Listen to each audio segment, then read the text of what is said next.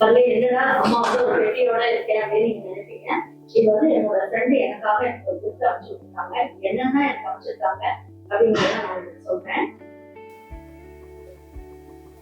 இது வந்து ராஜ் குக்கர்ல இருந்து எனக்கு அமைச்சிருக்காங்க. என்னென்னலாம் அமைச்சிருக்காங்க அப்படின்னு பாத்தீங்கன்னா, பச்சை அரிசி வத்தல் இந்த மாதிரி அனுப்பிச்சிருக்காங்க. இது வந்து வத்த குழம்பு, புளிக்குழம்பு, புளியோதரை இந்த மாதிரிலாம் செய்யும்போது நம்ம வந்து இந்த மாதிரி பொரிச்சு சாப்பிட்றதுக்கு ரொம்ப நல்ல டேஸ்டா இருக்கும். இது ஒரு 2 பேக்கெட் அமைச்சு வச்சிருக்காங்க.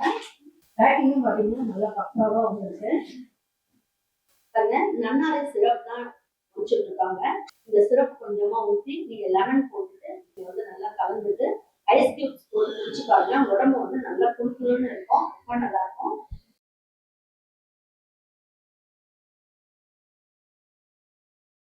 வேற லெவல்ல இருக்கு.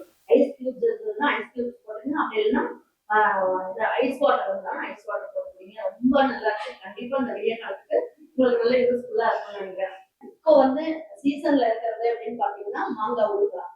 நல்ல அந்த மாங்காய் ஊறுகாய் நல்லா ஊறி ரொம்ப நல்லா இருக்கு. எண்ணெயை இருக்கிறதுனாலதான் உங்களுக்கு வந்து 1 வருஷம் ஆனாலும் இந்த மாங்காய் ஊறுகாய் வந்து எட்டே போகும்போது நல்ல டேஸ்ட் சூப்பரா இருக்கு. சிக்கு வாசம்லாம் இல்லாம ரொம்ப நல்லா இருக்காங்க.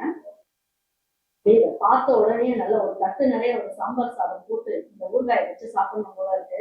இவங்க கிட்ட வந்து பித்தளை பாத்திரம், அதுக்கப்புறம் இரும்பு கடாய், அதுக்கப்புறம் வெண்கலம் பாத்திரம், அதுக்கப்புறம் ஈய பாத்திரம் எல்லாமே இருக்கு.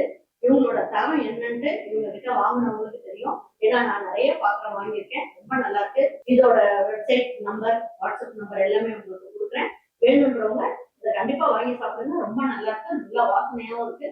கலரே பாருங்க.